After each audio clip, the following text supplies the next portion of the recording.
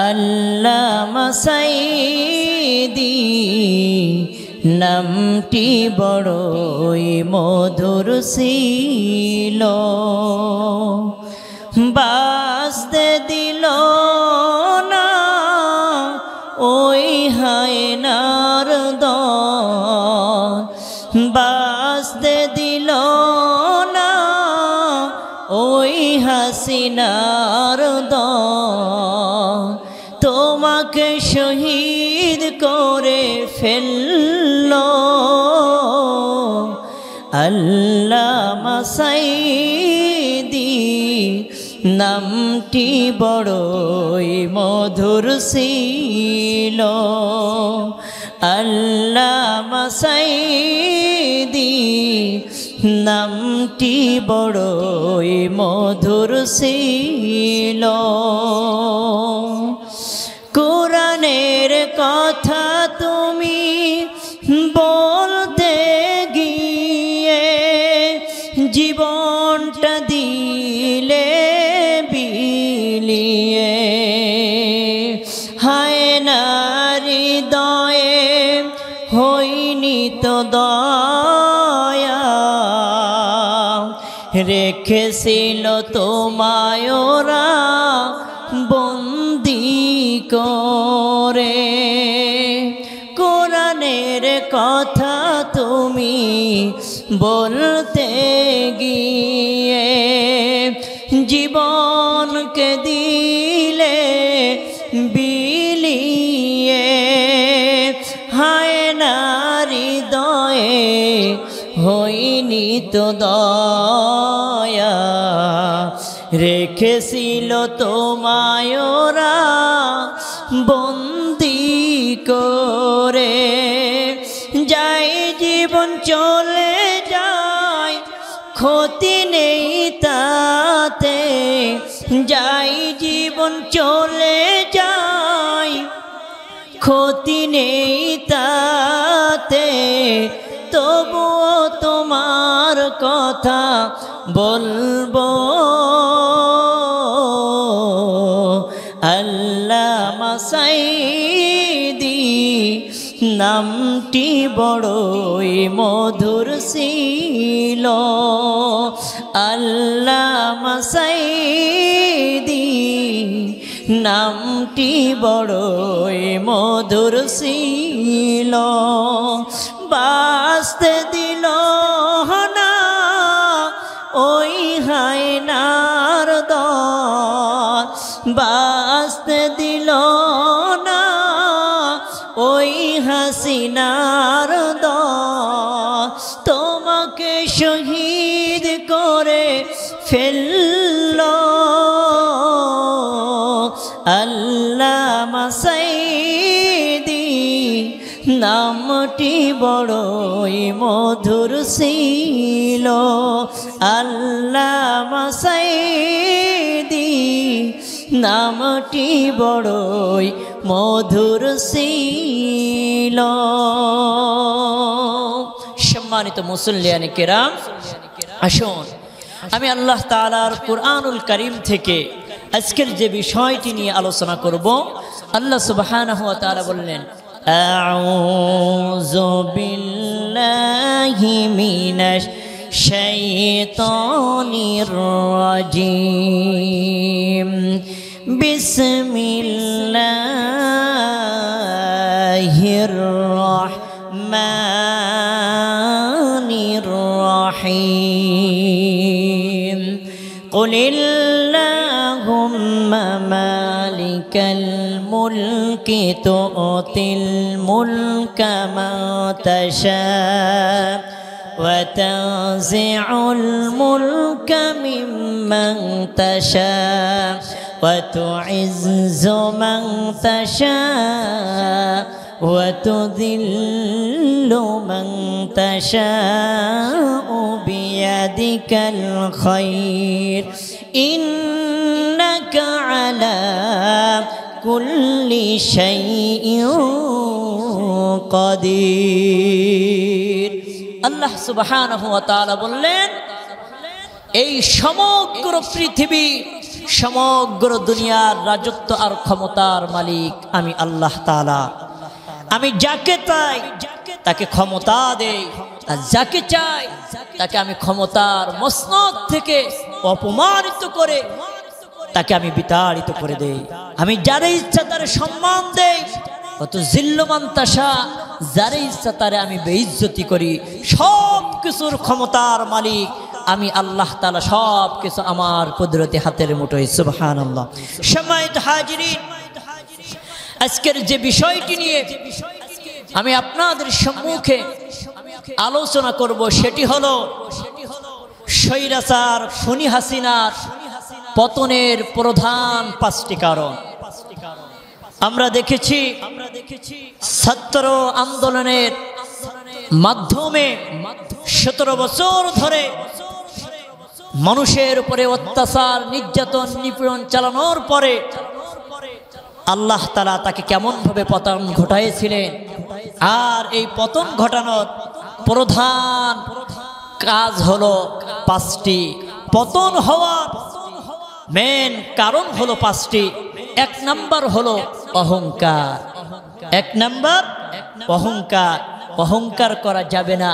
আল্লাহ তাআলা রব্বুল আলামিন কালামুল্লাহ হাকিমের মধ্যে বললেন, ওয়ালা তামশি ফিল আরদি মারহা ইন্নাল্লাহা লা ইউহিব্বু কুল্লা মুখতালিন ফাখুর। আল্লাহ রাব্বুল আলামিন বললেন, ওয়ালা তামশি ফিল আরদি মারহা, তোমরা জমিনের উপরে অহংকার করো না, কারণ আমি আল্লাহ তাআলা অহংকারীকে পছন্দ করি না। সম্মানিত হাজিরিন, তাহলে বুঝতে পারলাম স্বৈরাচারী খুনি হাসিনার পতনের প্রধান 5টি কারণের 1 নাম্বার কারণ হলো অহংকার। আমার ভাইরা, যারা অহংকার করবে আল্লাহ সুবহানাহু ওয়া তাআলা তাদের পতন ঘটায় দেবেন। আমার ভাইরা, ছোট্ট একটা উদাহরণ দিতে চাই। আমরা শুনেছি 1912 সালের টাইটানিক জাহাজ যখন আমার ভাইরা আটলান্টিক মহাসাগরে 1912 সালের 10 এপ্রিল টাইটানিক জাহাজ যখন 6000 যাত্রী নিয়ে যখন চলা শুরু করে দিল, আমার ভাইরা একদিন যায়, 2 দিন যায়, 3 দিন যখন অতিবাহিত হয়ে গেল, ওই টাইটানিক জাহাজের ক্যাপ্টেন, যার নাম ছিল এডওয়ার্ড জন স্পিন, এই এডওয়ার্ড জন স্পিন ডাক দিয়ে বলতেছে, হে 6000 যাত্রী, তোমরা কেন নিশ্চুপভাবে বসে রয়েছ? কারণ এই টাইটানিক জাহাজ যেমন তেমন কোনো জাহাজ নয়। এই জাহাজের মধ্যে সুইমিং পুল আছে, বাজার করার জন্য হাট আছে। এই জাহাজটি এত সৌন্দর্য মণ্ডিত, যত সৌন্দর্য মণ্ডিত করে কেউ আর এমন জাহাজ তৈরি করতে পারি নাই। সুতরাং এত বড় বিশাল টাইটানিক জাহাজের মধ্যে তোমরা 6000 যাত্রী কেন চুপচাপ বসে রয়েছ? কারণ হলো তোমাদের তো এই মুহূর্তে আনন্দ ফুর্তি করার দরকার, নর্তকী নিয়ে নাচ গান করার দরকার। কারণ হলো এই জাহাজের মধ্যে এমন কোনো আরাম নাই যেটার ব্যবস্থা নাই। শুধু তাই নয়, টাইটানিক জাহাজের ক্যাপ্টেন যিনি ছিলেন এই এডওয়ার্ড জন স্পিন ডাক দিয়ে বলতেছে, শোনো, এমন মজবুত এই টাইটানিক জাহাজ, এমন কোনো ক্ষমতা নাই, এমন কোনো কিছুর ক্ষমতা নাই যে ক্ষমতা এই জাহাজটিকে নিশ্চিহ্ন করে দিতে পারে। এমন শক্তির কিছু নাই যে শক্তি এই জাহাজটিকে চিরতরে শেষ করে দিতে পারে। আমার ভাইরা, মুহূর্তের মধ্যে এই টাইটানিক জাহাজের ক্যাপ্টেন এডওয়ার্ড জন স্পিনের কথা কানা আল্লাহর আরশে আজিম পর্যন্ত পৌঁছে গিয়েছে। কারণ আমার আল্লাহ সব সহ্য করে, অহংকারীকে সহ্য করে না, পছন্দ করে না। আমার ভাইরা, ঠিক এই কথা যখন হয়ে গেল, ওই ৬,০০০ টাইটানিক জাহাজের যাত্রী তারা সবাই নর্তকী নিয়ে আনন্দ শুরু করে দিল, গান বাজনা করতে শুরু করে দিল। গান বাজনা করতে করতে আমার ভাইরা রে ১৪ এপ্রিল রাত যখন 11:40 বাজে, 14 এপ্রিল 1912 সাল রাত যখন 11:40 বেজে গেল, এই টাইটানিক নামে বিশাল জাহাজটি সমুদ্রের মধ্যে ছোট্ট একটা তুষার খণ্ডের সাথে আঘাত লেগে গেল। ছোট্ট একটা তুষার খণ্ড, ছোট্ট একটা বরফের টুকরার সাথে আঘাত লাগার পরে এই টাইটানিক জাহাজটি ছিদ্র হয়ে গেল। আমার ভাইরা, জাহাজটি যখন ছিদ্র হয়ে গিয়েছে, এত কিছু করেও জাহাজের পানি ওটা আর কোনোভাবে আটকানো গেল না। আমার ভাইরা, পানি উঠতে শুরু হয়ে গেল। পানি উঠতে উঠতে 15 এপ্রিল রাত যখন 12টা বেজে গিয়েছে, টাইটানিক নামের বিশাল জাহাজটিকে আমার আল্লাহ রব্বুল আলামিন সামান্য তুষারখণ্ডের সাথে আঘাত লাগার পরে পৃথিবীর মানচিত্র থেকে ৬,০০০ যাত্রী নিয়ে তাদেরকে আল্লাহ ধ্বংস করে দিয়েছিল। এটার থেকে আমাদেরকে শিক্ষা নিতে হবে। কতজন বলেছিল ৪১ সাল পর্যন্ত আমরা ক্ষমতায় থাকব? আমার ভাইরা, সেই বলতে হয় 2041 সালের বল খেলার জন্য, ব্যাট করার জন্য নেমেছে 2041 রান করবে বলে। আমার আল্লাহ তাআলা 2024 সালে পৃথিবীর জমিন থেকে অপমান, লাঞ্ছনা, বাঞ্ছনা দিয়ে বাংলাদেশ থেকে আল্লাহ রব্বুল আলামিন বিতাড়িত করে দিয়েছে। আল্লামা সাঈদী বলেছিলেন, বেশি লাফায়ো না, বেশি লাফায়ো না, বেশি গাছের মাথায় উঠো না, টুপ করে নাড়া দেব আর মামা বাড়ি দিল্লি যেয়ে পড়বা। ঠিক তাই, কোরআনের পাখি আল্লামা সাঈদী তিনি যা যা বলেছিলেন সবগুলো অক্ষরে অক্ষরে মিলে গিয়েছে। কোথায় সেই বুবু হাসিনা? হ্যাঁ, আমার হাসিনা বুবু রে তুমি কোথায় গেলা রে, আমার হাসিনা বুবু রে তুমি কোথায় গেলা রে, বাংলাদেশের মানুষগুলি তোমায় খোঁজে রে, আমার হাসিনা বুবু রে তুমি কোথায় গেলা রে। কতজন কত বাহাদুরি দেখালো, কোথায় সেই কাদের কাকু? আমার কাদের কাকু রে তুমি কোথায় গেলা রে, বাংলাদেশের মানুষগুলি খেলা করবে রে, আমার কাদের কাকু রে তুমি কোথায় গেলা রে।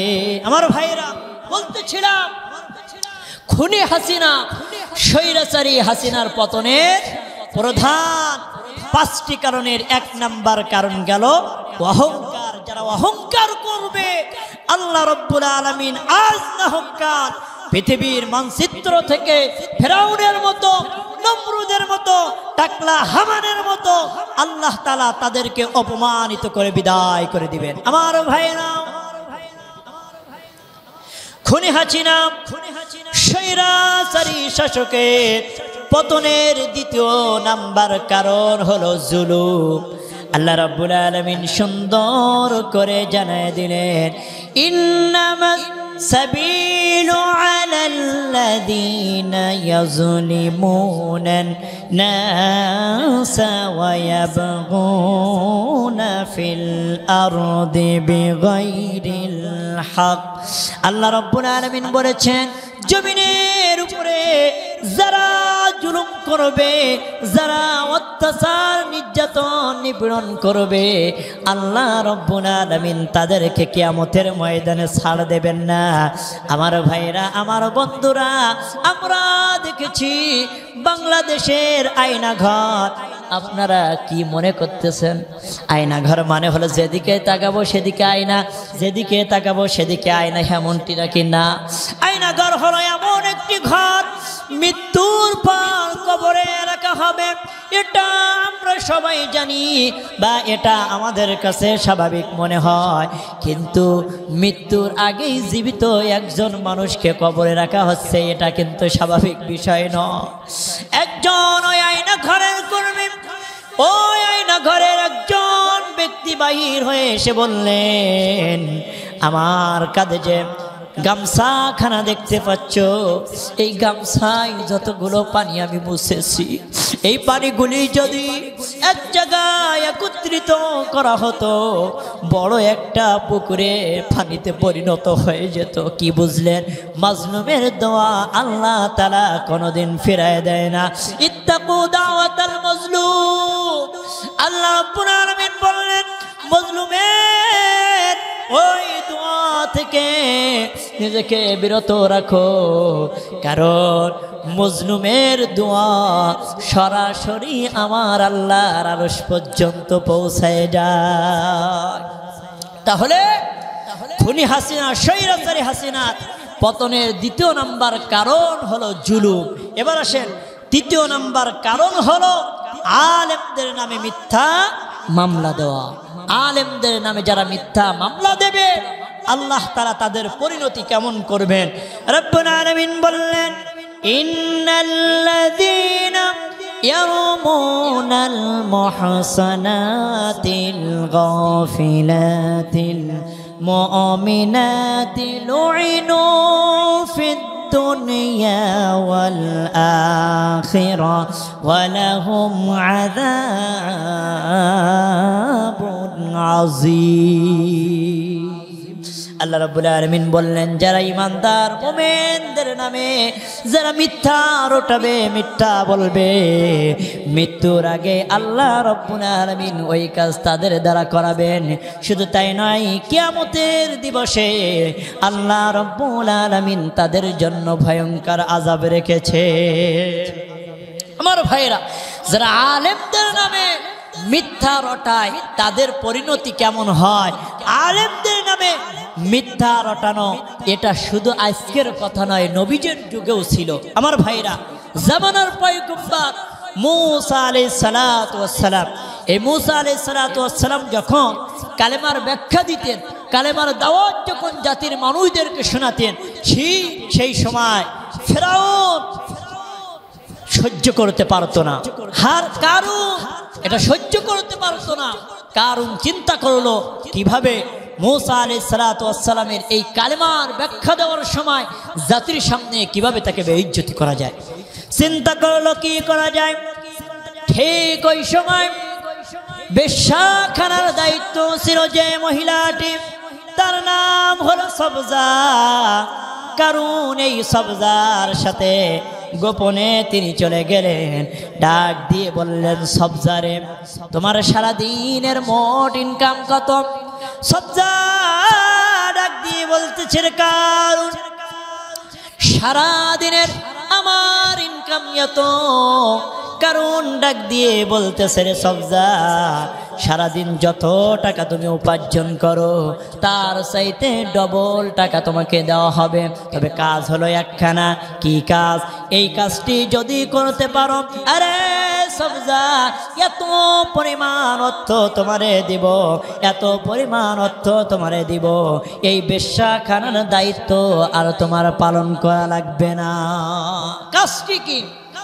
কারণ এবারে ডাক দিয়ে বলতেছে, রে সবজা, কাজ হলো প্রতিদিন মূসা যখন জাতির মানুষের সামনে কালেমার ব্যাখ্যাগুলো দিয়ে দেয়, রে সবজা, মানুষগুলো কেমন যেন পাগল পাড়া হয়ে মূসার কথা শোনে।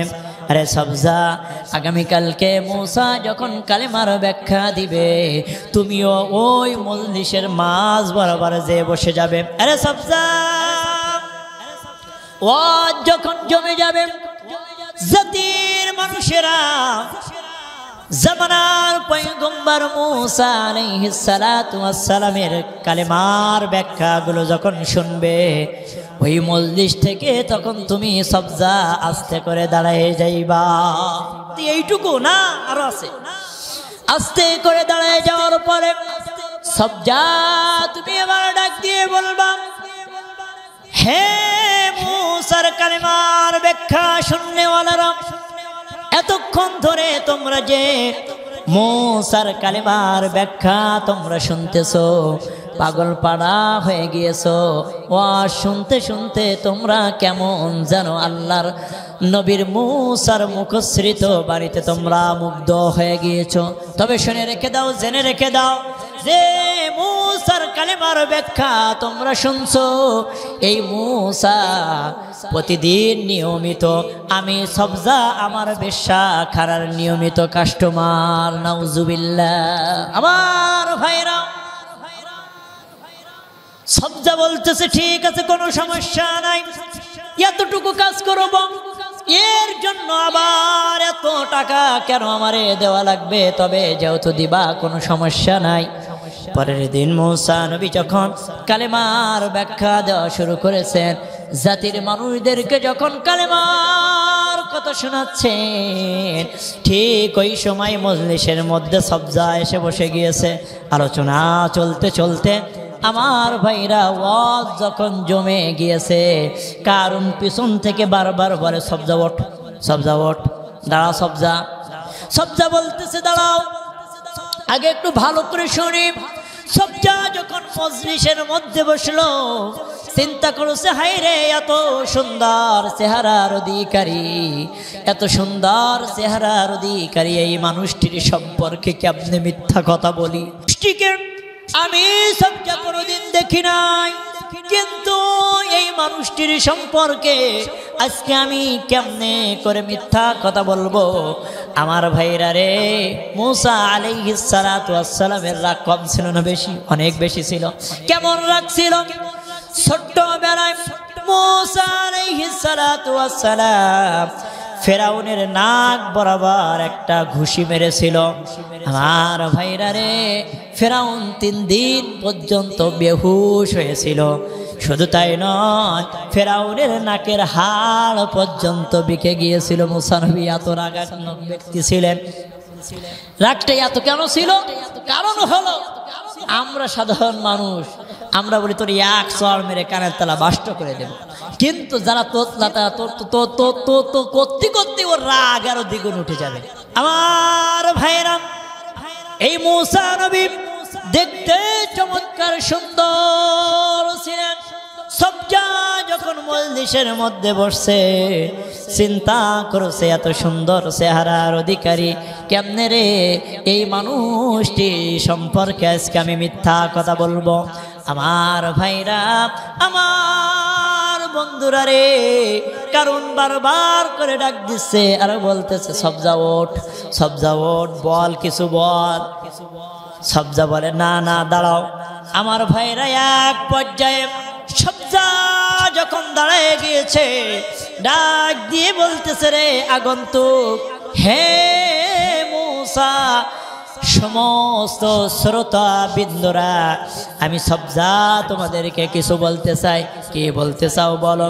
শোনো, আমি যেটা বলতে চাই সেটা হলো, এই যে দেখতে পাচ্ছ কারণ এ আমাকে ভাড়া করে নিয়ে আসছে আর আমাকে শিখাই নিয়ে আসছে।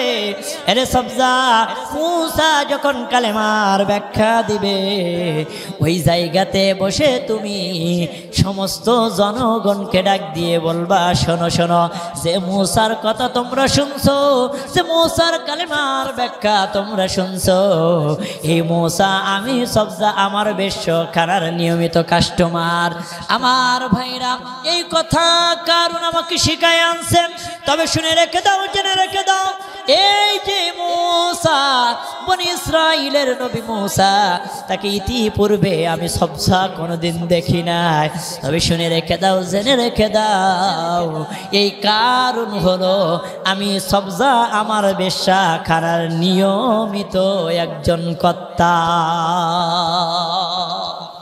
আমার ভাইরা, আল্লাহ তাআলা সময়ের ব্যবধানে জাতির সামনে সব কিছু আল্লাহ তাআলা স্পষ্ট করে দিয়েছে। আমরা জানি 2013 সালের সবচাইতে বড় ঘৃণিত শব্দ ছিল রাজাকার।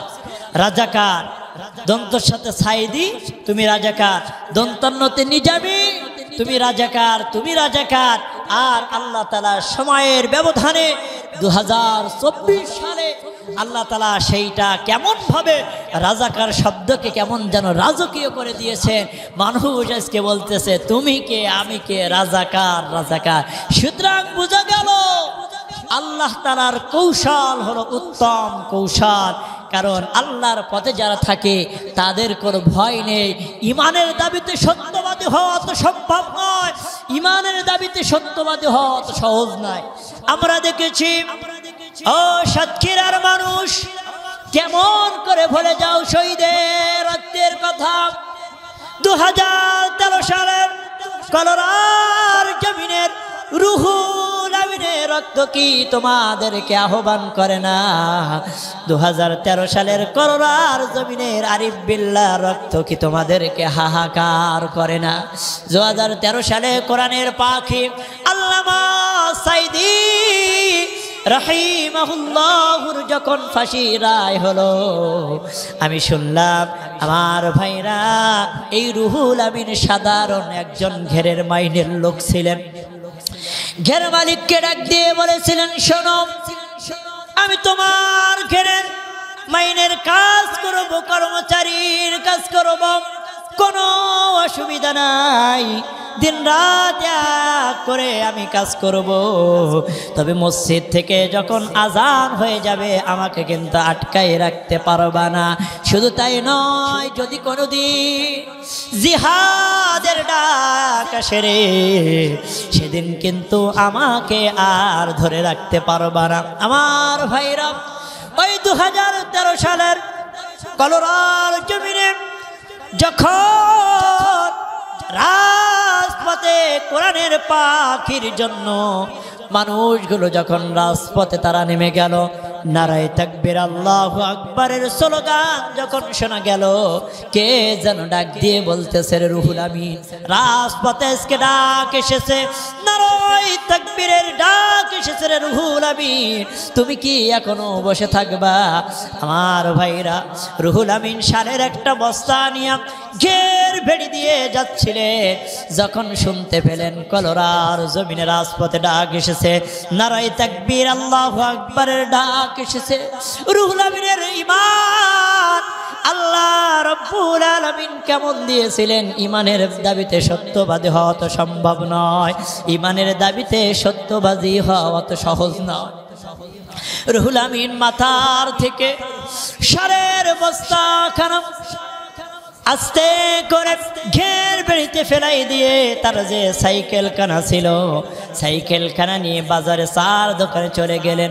চাওয়ালাকে ডাক দিয়ে বলতেছে, ভাই আমি সারা মাস তোমার দোকান থেকে বাকি খাই, এখনো মাস শেষ হয় নাই, তোমার দোকানে আমার কিছু বাকি হয়েছে, সাইকেল খানা রেখে গেলাম, যদি আসি তাহলে তোমার সমস্ত দেনা পাওনা মিটাই দেব, আর যদি আসতে না পারি আল্লাহর হস্তে তুমি আমাকে মাফ করে দিও।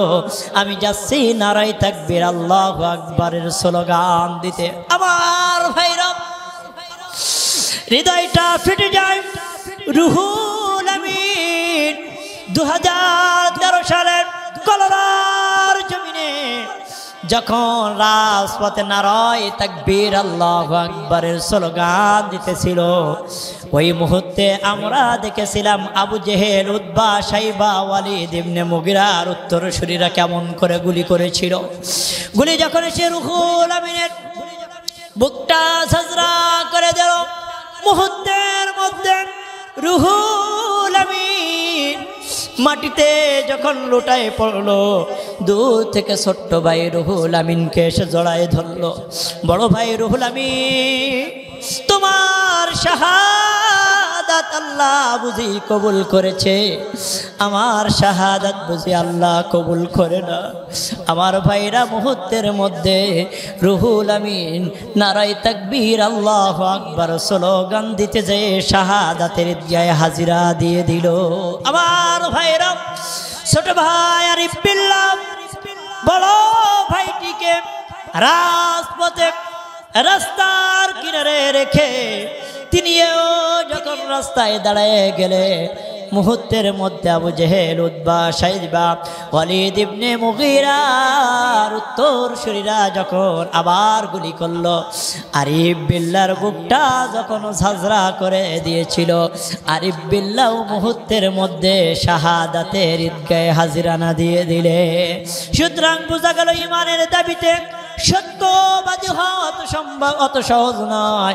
আল্লাহ বললেন, আহাসিবান নাসু আইয়ুতরাকু আইয়াকুলু আমান্না ওয়া হুম লা ইউফতানুন।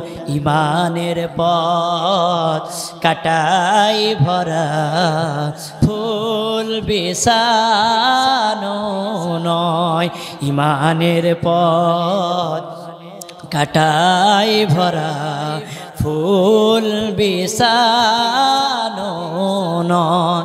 এ পথে বদর তায়েফ উহুদ, বালাকোটা কারবালা পাড়ি দিতে হয়। ইমানের পথ কাটাই ভরা, ফুল বিছানো